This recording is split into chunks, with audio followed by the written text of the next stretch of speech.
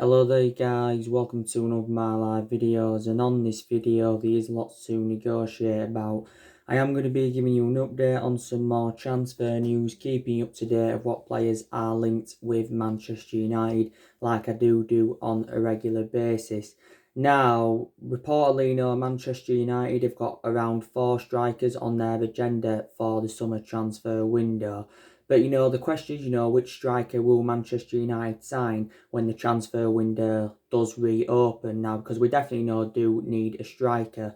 Now, one striker, that's been on Manchester United's agenda is Harry Kane. Now, obviously, quite a few weeks back, Harry Kane had fueled speculation up because he had made an admission saying, that he could leave Tottenham if he feels as though the team are not progressing and they fail, to match his ambition. Now, obviously, Harry Kane has already revealed his ambition, and his ambition is to win some silverware. And obviously, he hasn't experienced any of this, during his time with Tottenham so far. And Harry Kane has been at Tottenham for several years. But he did actually, did Harry Kane, I'll reiterate what I said before, that he will not stay at Tottenham for the sake of it. Now, Dimitar Berbatov has given his overarching view on it, and he actually, believes that, he could be tempted to leave Tottenham to join Manchester United. But I'm very, very sceptical, like I mentioned before, that Man United are going to sign him, when the transfer window does reopen. Because even, reflecting on this coronavirus pandemic and that, Tottenham still remain ruthless over their valuation.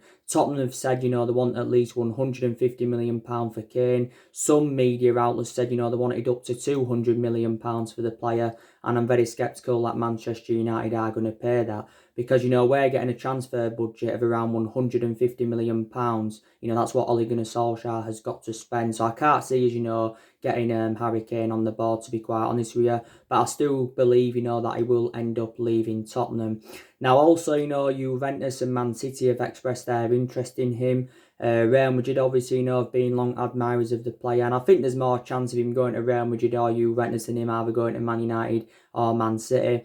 Of course, don't forget, Real Madrid have done business with Tottenham in the past.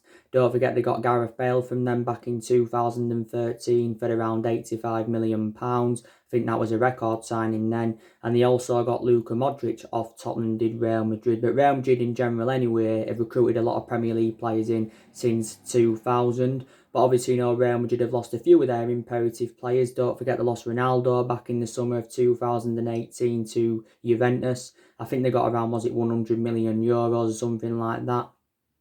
Obviously, Dani Ceballos have loaned him out, but they're looking to get rid of Dani Ceballos on a permanent transfer. Also, too, they've lost a few. They're looking to get rid of James Rodriguez of Real Madrid. So, they have lost quite a few of their imperative players in that of Real Madrid. So, obviously, they want to try and get Harry Kane on the board. Now, obviously, we've been relentlessly linked with Harry Kane. We've been in for Harry Kane for the last, 4 or 5 years now. And obviously, like I mentioned to you before, Daniel Levy, who's the Tottenham chairman, he's a very, very good businessman, but he's a really, really hard negotiator. So let's just put that into the equation. I think it did say that Ed Woodward was set to hold talks with, Daniel Levy over possibly, getting Harry Kane and Man United in the summer transfer window and that. Now, of course, Harry Kane, risen up Tottenham's youth academy, didn't he? He was in their youth setup for around 5 years. He's been in their senior squad since 2011.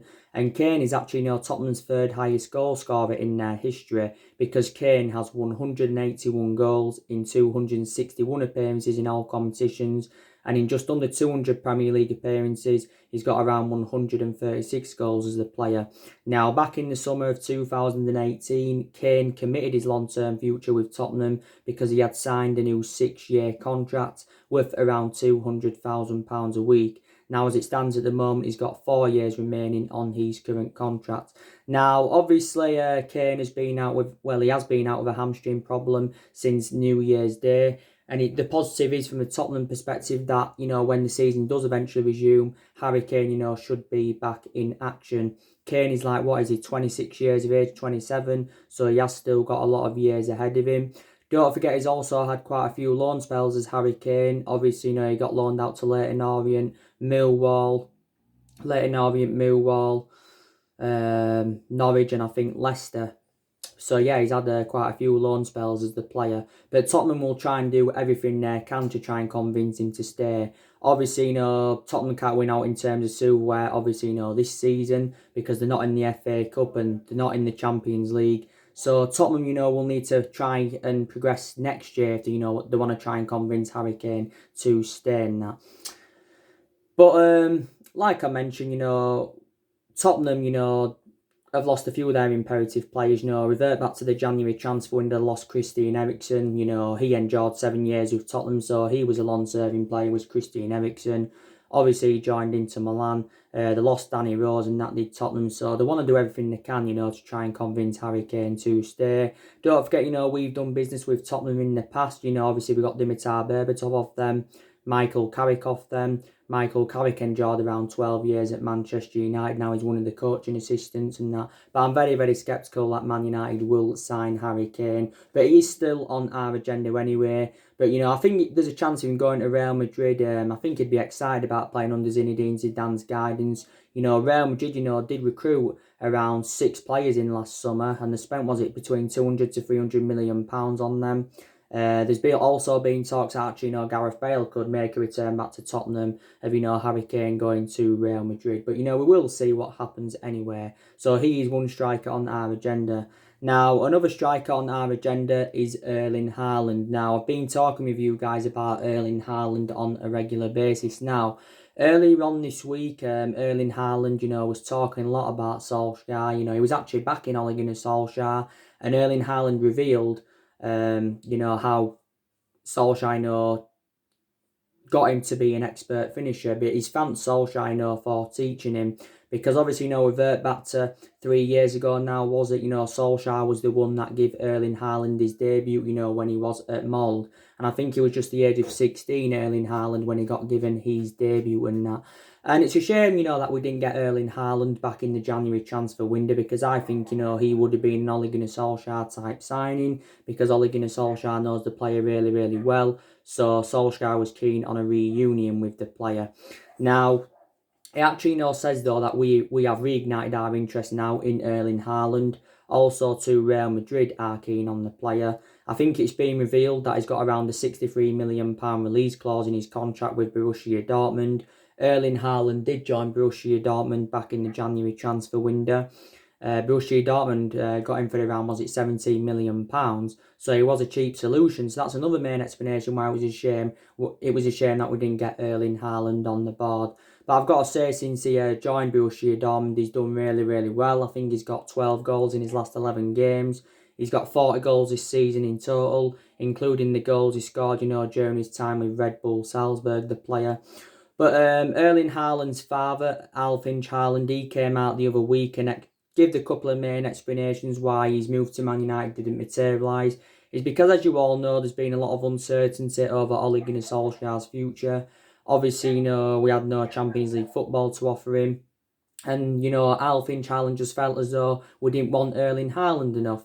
Don't forget, back in January, Solskjaer and Ed Woodward went to Norway to meet up with Erling Haaland to discuss a possible move to Manchester United in the summer and that. But it was a shame, like I mentioned, that we didn't get him on the board. He has got a contract with Borussia Dortmund until 2024 as the player. So, yeah, I'd love Man United to try and get him in, when the transfer window does reopen. So, he's another striker on our agenda. Now, another striker on our agenda is RP Leipzig's Timo Werner. Now, I haven't spoken to you guys about Timo Werner for quite some time, haven't I? Wait a minute. I haven't spoken to you about Timo Werner for quite some time. Now, obviously now I think Liverpool have been emerged as the favourites to sign Timo Werner. I think it also says that Chelsea have expressed their interest in the player.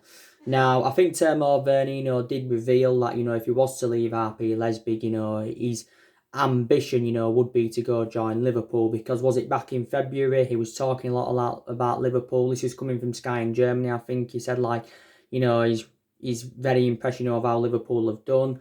He did describe Jurgen Klopp as one of the best managers in the world. So, obviously, that fueled quite a lot of speculation. But obviously, for Liverpool to sign Timo Werner, obviously, they'd have to sell one of their attacking trio in Salah, Firmino or Mane. But I'm very sceptical, that will happen this summer. Possible chance, Madrid have been in for Mane. Haven't there been rumours about possibly, Liverpool getting rid of Salah so they can get, Timo Werner in. Timo Werner, is going to cost around £50 million, because that's his release clause. I think his actual release clause is set to expire at the end of this month, if I'm right. He has got a contract with RB Leipzig until 2023, but Manchester United still remain in for him. Now, the RB Leipzig chief executive, he's given his overarching view on it, and he's very, very convinced that Timo Werner, will remain loyal to RB Leipzig for this summer. He doesn't know about the long-term future, but he believes this summer that Timo Werner, will remain at RB Leipzig, and he feels relaxed about the situation. So he could end up, staying at RB Leipzig, could the player. But yeah, he's available for around £50 million. I think this season he's got like 27 goals in 36 games for RB Leipzig. And obviously, don't forget, this is now his 4th season, isn't it, with RB Leipzig. Obviously, he's a former Stuttgart player. He became the youngest player ever to represent Stuttgart. And the good thing about Timo Werner is that he's only 24 years of age, is Timo Werner. And, he can play more than one position. So he's another striker on Manchester United's agenda. I obviously, give you the news on Odion Ighalo yesterday, didn't I? I don't think we've made a decision yet, whether we are going to get Odion Ighalo on a permanent transfer, because Sky Sports were reporting out yesterday. They said that Odion Ighalo has revealed that he's not yet received an offer from Manchester United to extend his stay at the football club and that. So I think we probably will extend Odion Ighalo's loan, due to the coronavirus pandemic. We'll extend his loan, I think, until the 30th of June, because Odion Ighalo's loan spell with Man United ends on the 31st of May. But Solsjaker, did actually, make the admission, and he said it's more than likely that we'll get Odion Ighalo on a permanent transfer, reflecting on how good he's done so far for the football club, because he's enjoyed a fantastic start to his Man United career. 4 goals in 3 starts for the football club. Like I said, he's a good cover-up to Marcus Rashford. He's the vocal point, and he's an option of a different type of centre-forward, is Odion Ighalo, and he is highly experienced. He's a cheap solution as well, because it's been revealed how much it'll cost us to get him on a permanent transfer. It will cost us around £15 million. But if Odion Ighalo had been like 4 or 5 years younger, then maybe they cost quite a bit more than £15 million would the player. So we've not yet made the decision whether we're going to get him permanently. We're just going to basically see, what happens with the links to Kane and Timo Werner and that. Then maybe, we will make a decision. So that's the latest news on that. But basically, we're looking for an adequate replacement for Romelu Lukaku. But we have got a lot of good attacking players anyway. But obviously, another striker that's been on our agenda, and that's Moussa Dembele from Lyon.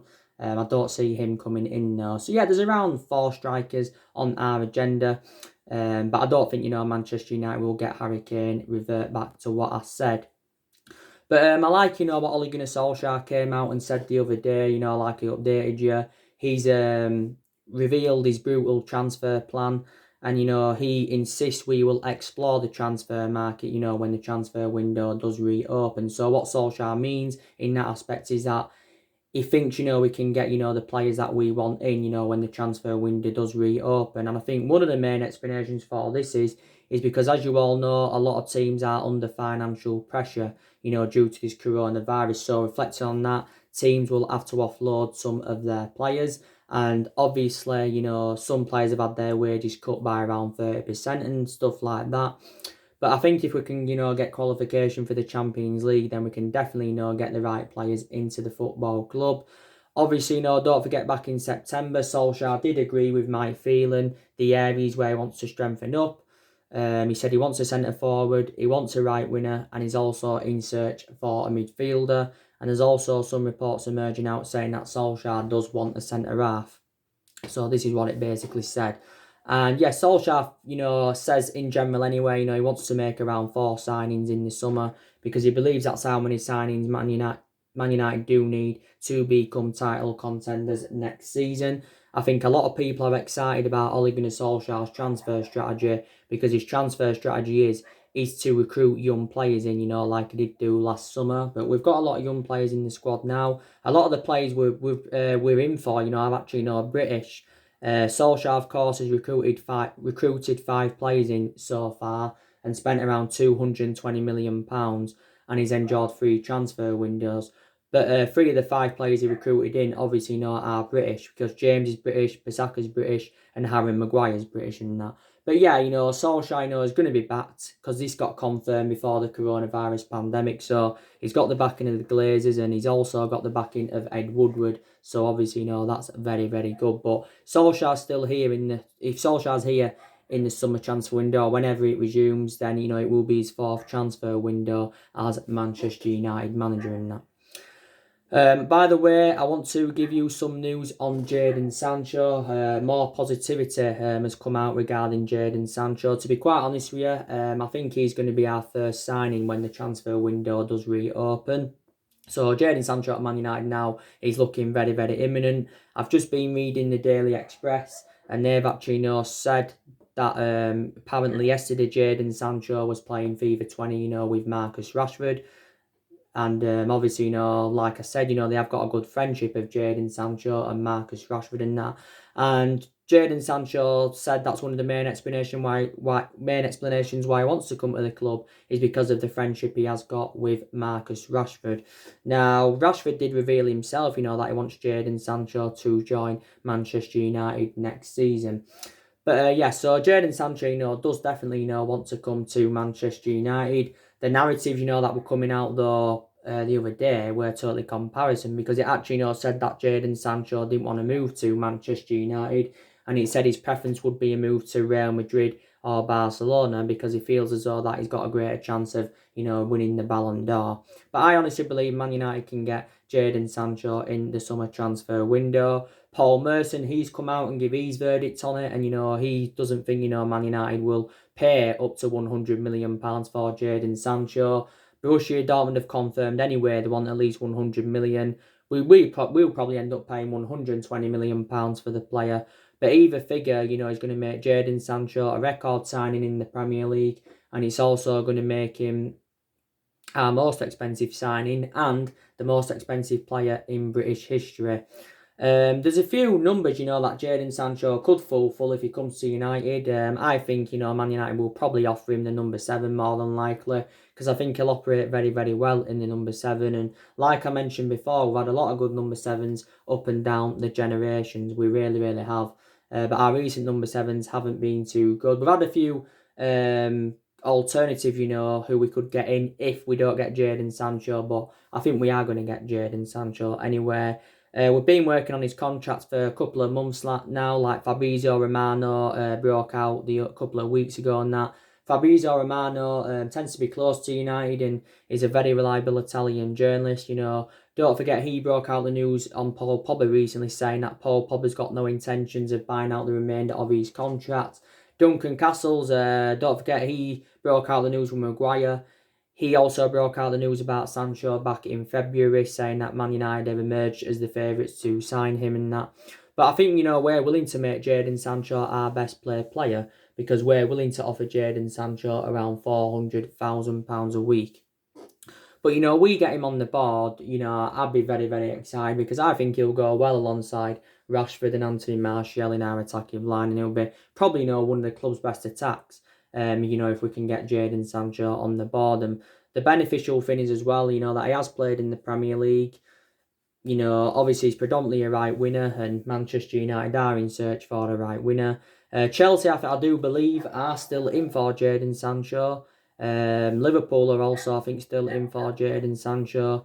But his preference is to move to Man United over Chelsea and Liverpool. And we'll be able to give him game time week in, week out. So that's another beneficial thing. But Jadon Sancho is now into his 3rd season at Borussia Dortmund. I think he's been a revelation since his arrival in Germany. He was dropped in quite a lot of games earlier on in the season. But I think he's still got a contract with Dortmund until 2022. But Dortmund are going to make a huge profit on the player. You know, they only paid around £8 million in from Man City. The main explanation why I left Man City is because he didn't get assured any first-team opportunities at Manchester City, did the player. And Jadon Sancho is only at the age of 20. But Borussia Dortmund, like I mentioned, do remain ruthless over their valuation. They've basically notified us that, you know, we've got to meet their full asking price to convince them to offload him. And the Borussia Dortmund have come to accept the fact that he wants to leave. You know, they did say, didn't they, you know, they won't step in his way. Now, Borussia Dortmund are looking for an adequate replacement for him. And that's obviously, you know, Ferran Torres from Valencia. He's on their agenda. So too, Jude Bellingham's on Dortmund's agenda. They've recruited a few players in of Dortmund, like I mentioned. You know, they lost Pulisic as well. Don't forget to Chelsea, was it, last summer? So Chelsea, you know, have done business with Borussia Dortmund and that. But yeah, very, very excited about, you know, Jadon Sancho coming in to the football club. It did say if we don't get Champions League football, then, you know, we could actually, you know, miss out on Jadon Sancho. That's the main explanation why I missed out on him last year. But yeah, would be fantastic. Would be a great addition to the squad, definitely. But yeah, it'd go well alongside Rashford and Martial. And Rashford and Martial are two very, very good attacking players. Like I said, Rashford was one of our best players earlier on in the season. He was one of our best players, was Marcus Rashford. Obviously, you know, before he got injured. He's been out with a back injury for quite some time as Marcus Rashford. He's been out with this back injury since our win against Wolves in the FA Cup. And Solsjaker, of course, did make the wrong decision by playing Rashford in that game against Wolves, because obviously this injury probably wouldn't have occurred if he hadn't played him in that game. But analysing it, Rashford sustained quite a few injuries as a Manchester United player, but he's remained loyal to the club up until this point because he spent the entirety of his career with the club up until this point. Rashford's been a United player since the age of 7. He's been in our senior squad since 2016, and since then he's become an integral part of the team. Don't get me wrong, I've criticised him when he's deserved it, and he's endured some difficult spells as Rashford, but, you know, he's got over 60-odd senior goals, I think, for the club in just over 200-odd appearances. You can play Rashford in number 9, you can play him out wide. I think Solskjaer did reveal that he prefers Rashford out wide, to be quite honest with you. Martial, he's another good attacking player. Probably say Rashford's better than him, but obviously before the season that got suspended, you know, Martial was in very, very good form. Martial has got like 15, 16 goals, is it, this season for the football club. He's been subjected to transfer speculation in the past and that. I just think basically, you know, we need to try and find a permanent position for Anthony Martial. We need to try and find a permanent position for him because he does predominantly play out wide on the left. But actually, you know, this season, Martial has been operating in that number 9 role. So what would you do? Keep him number 9 or put him out wide? Would you revert him back to the left-hand side and that? I don't know. But, you know, this is now Martial's 5th season at the football club. You know, but I still think he's the long-term solution for Manchester United is the player in that.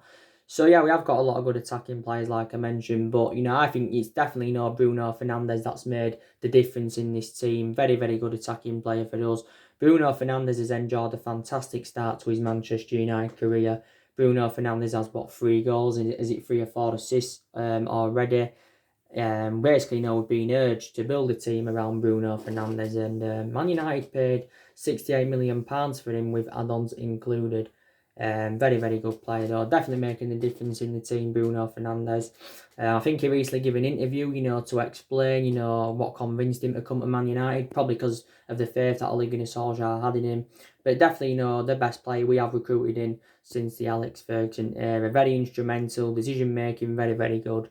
But yeah, it was good that Man United, of course, did get him on the board. Now, I just want to give you some news on Aaron Ramsey. As I think a lot of Manchester United fans would have updated you recently. Reportedly, according to reports, Man United and Liverpool are now in for Aaron Ramsey. Man United and Liverpool are now in for Aaron Ramsey. Aaron Ramsey's come out and still quoted out that he loves Arsenal Football Club because obviously Aaron Ramsey is a former Arsenal player. You know, Aaron Ramsey, of course, did enjoy 11 years with Arsenal, so he was there over a decade and that. You know, is there a possibility, chance that Aaron Ramsey, you know, could actually, you know, make a return back to Arsenal? You know, do you think there's a chance of that happening? Obviously, this is his first full season with Juventus. Juventus did get him on a free transfer. They got him on a free transfer last summer from Arsenal. He's on a substantial amount at Juventus. He's on like £400,000 a week at Juventus. Is Aaron Ramsey. So he's, I think, their second highest paid player, just behind Cristiano Ronaldo. And Aaron Ramsey's got a contract with Juventus until 2023. And I think, Solskjaer's an admirer of Aaron Ramsey.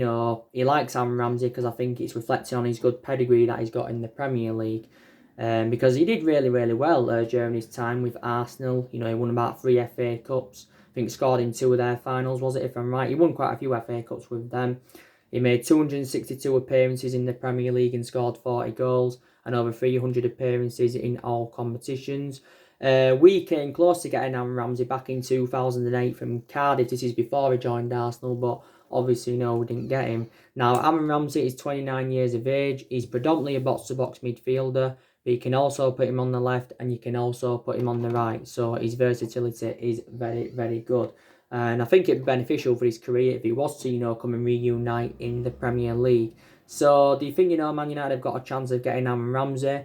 There was reports the other week saying, that, Ramsey could come to Man United as part of a swap deal of Pogba going back to Juventus. But it says Man United and Liverpool are in for him. I think it also says that Chelsea have expressed their interest in the player. But yeah, so that's the latest news on Aaron Ramsey. But Arsenal did pay £5 million in from Cardiff. I think he was in Cardiff's youth set up for a good, was it 7 or 8 years or so? But we will see. But like I said to you, there's been a lot of players on our agenda. I've already given you the latest news on Jack Grealish. I've already given you the news on Jude Bellingham and that. But I think our 4 main priority targets are Sancho, Grealish, Maddison and Bellingham. And if we were to get them 4 players in, which I don't think we will, but if we did, that would probably cost us in the excess of around £290 million or something like that. Don't forget, Solskjaer is planning to axe around 5 players this summer. He wants to get rid of around 5 players this summer.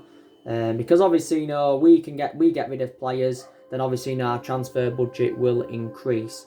It will increase, definitely. And I think the players that Man United are planning to get rid of, I think Phil Jones is definitely one player that we're planning to get rid of. Because Phil Jones can't even get into the team now anyway. Because you've got Harry Maguire and Victor Lindelof that are our first choice centre-halves, and you've got Bay and Tuanzebe that are our backups. So Jones doesn't even get in the team.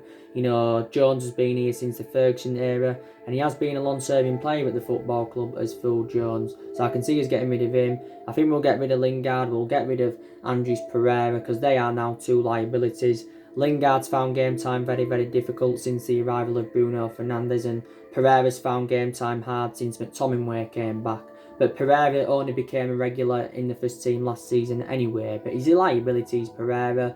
Don't forget, Arsenal have been in for Jesse Lingard. That was reported from The Athletic. Everton have also expressed an interest in him. I think Jesse Lingard's got is it a year left on his Man United contract? Exactly a year now. But like I said to you, reflects on the amount of years he's been here and his status at the football club overall. He should be putting much more better performances out, And Lingard has not registered 1 goal or 1 assist in the Premier League for over a year. No, he hasn't in that. So I can definitely see him going. When Lingard leaves, will he continue applying his trade in the Premier League, or will he go to Italy? Will he go to Spain? Because Atletico Madrid and also to Roma have been in for Jesse Lingard. But we can cash in for the player, because we value Jesse Lingard at around £30 million. Don't forget, we got rid of Pereira. We can cash in for him. Because obviously I think he's still got a contract with the football club until 2023. I think we'll probably get rid of Chris Smalling on a permanent transfer, more than likely. Chris Smalling, as you all know, is out on loan at Roma at the moment. I don't think Man United will get him back, but Smalling did enjoy 9 years at Manchester United. We'll probably get rid of Rojo on a permanent transfer as well. He's another one. There's no explanation why Rojo would want to come back, because he won't get in the team anyway. So I think Estudiantes may try and get him permanently, or he'll go somewhere else permanently, but I don't think he'll come back to United. Sanchez, he's set to now stay at Manchester United. Don't forget, it's Sanchez. There's a lot of negativity coming out regarding that, and the main explanation why Sanchez is set to stay at Manchester United is because he's refusing to take a pay cut. Because Sanchez's wages at Man United are 400 grand a week. rising up to 500 grand a week based on image rights and bonuses and stuff like that. And his wages are having a bad effect on the football club, and I don't think any teams can afford, to pay off his wages. So he's not willing to take a pay cut, is Sanchez. So it's looking like he's going to come back and see out the remainder of his contract, because Sanchez is under contract with us until 2022. Yes, he is in that. And at the moment he's on loan with Inter Milan, but despite the fact he's on loan with Inter Milan, we're still paying the vast majority of his wages. We're still paying him like 300 grand a week. Inter Milan are paying like the other £100,000 a week and that. But he's enjoyed a very difficult time at Inter Milan. But he enjoyed a difficult 18 months at Manchester United.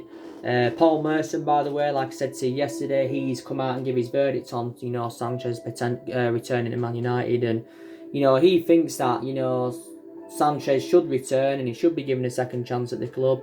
And Paul Merson believes that he can actually rediscover his form of what he did at Barcelona and Arsenal and bring it to Manchester United when he comes back. But that's Paul Merson's verdict on that. Sanchez is now in his early 30s, isn't he? But we'll see anyway. Probably is now coming back anyway. But if we could get rid of him, it would totally free up our wage bill completely in that. But there's a few things I credit Solsjaker for, because he's recruited 5 good players, and he's also got rid of a lot of the deadwood since he's come in. He's promoted the youth very, very well. The young players have been given their opportunities this season. We are unbeaten in our last 11 games in all competitions. This was obviously before the season got suspended. The season is supposed to resume in July. Obviously the season will be completed behind closed doors and stuff like that. So yeah, and that's mainly everything to update you with today, guys. Drop your comments, likes below on the channel. If you do, consider subscribe as always, and take care. God bless you all again very, very soon.